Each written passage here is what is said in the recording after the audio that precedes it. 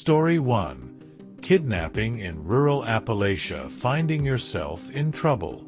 In the heart of rural Appalachia, where the dense forests whisper ancient secrets and the mountains stand tall like silent sentinels, a chilling tale of terror unfolded under the cloak of night. It was a moonless night when Sarah, a young woman traveling alone through the winding backroads of the Appalachian countryside, found herself in a situation beyond her worst nightmares. Her car sputtered to a stop on a deserted stretch of road, the only sound the eerie symphony of crickets and rustling leaves. As Sarah stepped out of her vehicle to assess the situation, a sudden sense of unease crept over her. She felt eyes watching her from the shadows, unseen but unmistakably present. Ignoring her instincts, she ventured further from the safety of her car, searching for any sign of help in the oppressive darkness. Suddenly, a rustling in the bushes made her heart leap to her throat. Before she could react, rough hands clamped over her mouth, dragging her into the undergrowth. Panic surged through her as she realized she was being abducted, snatched away into the unknown depths of the forest. Bound and gagged, Sarah was taken to a remote cabin hidden deep within the woods, where her captor's face remained shrouded in darkness. Days turned into nights as she languished in captivity, the isolation and fear gnawing at her sanity.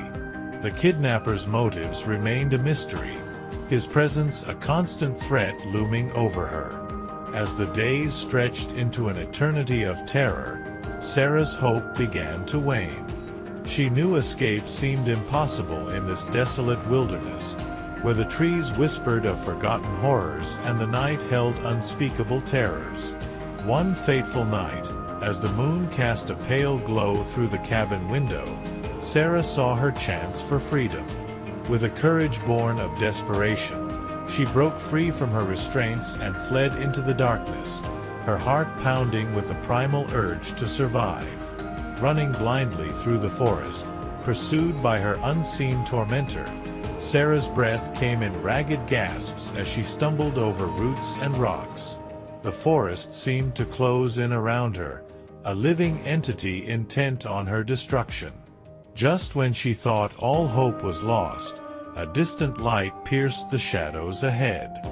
With renewed determination, Sarah pushed herself forward, her will to live overcoming the paralyzing fear that threatened to consume her. As she burst into the clearing, gasping for breath, she found herself face to face with a group of hikers who had stumbled upon the cabin by chance. With tears of relief streaming down her face, Sarah knew she had escaped the clutches of her captor, but the scars of that night would haunt her forever. And so, in the heart of rural Appalachia, where the line between reality and nightmare blurs in the dead of night, Sarah's harrowing tale of survival serves as a chilling reminder of the darkness that lurks just beyond the edge of civilization. Anonymous Spectator Story. Story 2.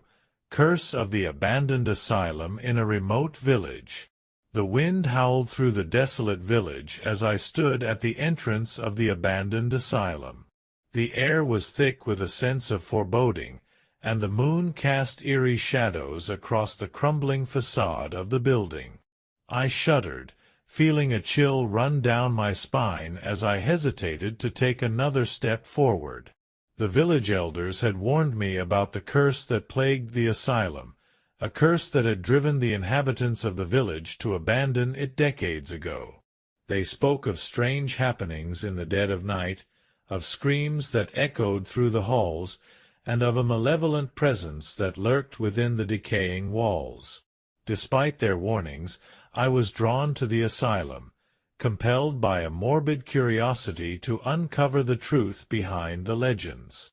As I stepped inside, the musty smell of decay assaulted my senses, and I could hear the faint sound of whispers in the darkness.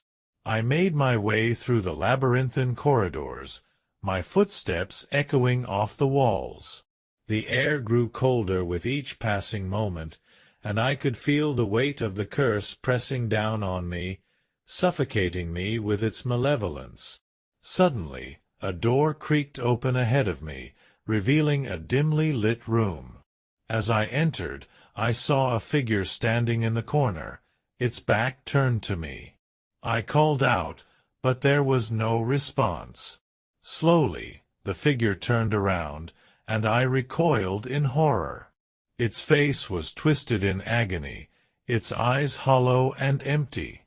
It reached out a hand towards me, and I could see the marks of madness etched into its flesh. I stumbled backward, my heart pounding in my chest as I realized the true nature of the curse that haunted the asylum. The figure advanced towards me, its movements jerky and unnatural. I turned and ran, the echoes of its laughter following me down the corridors. I could feel its presence closing in on me, a relentless force of vengeance that sought to consume my very soul. As I reached the entrance, I saw the moonlight streaming through the broken windows, illuminating the figure standing before me. And in that moment, I understood the true horror of the curse that had befallen the asylum.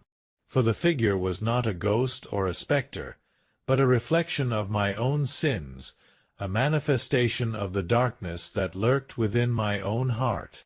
And as it reached out to claim me, I knew that I was doomed to wander the halls of the asylum for all eternity, a prisoner of my own guilt and remorse. Anonymous Spectator Story. Story 3. The Haunting of the Cursed Catacombs of Paris. As I descended into the depths of the catacombs beneath the bustling streets of Paris, a sense of unease crept over me. The air grew colder, and the dim light of my lantern cast eerie shadows on the walls lined with bones. I was part of a year-end tour group, led by a guide who promised us an unforgettable experience in the heart of the city's dark history. The guide, a man named Jacques, had a somber demeanor that matched the macabre surroundings. He regaled us with tales of the catacombs' origins, how they served as a final resting place for thousands during the French Revolution. But as we delved deeper into the maze-like tunnels, I couldn't shake the feeling that there was something more sinister lurking in the shadows. Whispers echoed through the narrow passageways, and the sound of footsteps seemed to follow us wherever we went. I caught glimpses of figures darting just out of sight, their presence sending shivers down my spine. Jacques assured us that it was just our imaginations playing tricks on us, but I knew there was something malevolent in the catacombs that night. As we reached a particularly dark and foreboding chamber, Jacques began to tell a story of a group of explorers who had ventured into the catacombs years ago and never returned. Their fate remained a mystery, but some claimed they had been led astray by vengeful spirits seeking retribution for disturbing the sanctity of the dead. Suddenly, the lanterns flickered and went out, plunging us into total darkness. Panic gripped the group as we fumbled for light, but when the lanterns reignited, Jacques was gone. In his place stood a figure cloaked in shadows, its eyes gleaming with a malevolent light. I could hear the bones rattling as if the very walls of the catacombs were alive with a sinister energy. The figure beckoned us further into the depths, its voice a chilling whisper that seemed to come from all directions at once. I knew then that we were in the presence of something not of this world, something ancient and vengeful. As we followed the figure deeper into the catacombs, I felt a sense of dread unlike anything I had ever experienced. The walls seemed to close in around us, and the air grew thick with the stench of decay. I knew then that we were trapped in a nightmare from which there was no escape. But just as all hope seemed lost, a faint glimmer of light appeared in the distance. We followed it through the twisting tunnels until we emerged back into the familiar streets of Paris. The figure was gone, and Jacques stood before us, a knowing smile on his face. He explained that what we had experienced was a test, a trial by fire to prove our courage in the face of true terror. The haunted catacombs had shown us the darkness that lurked within ourselves, but we had emerged stronger for having faced it. As I looked back at the entrance to the catacombs, I knew that the horrors we had witnessed were real, but the sense of relief and gratitude for our escape washed over me.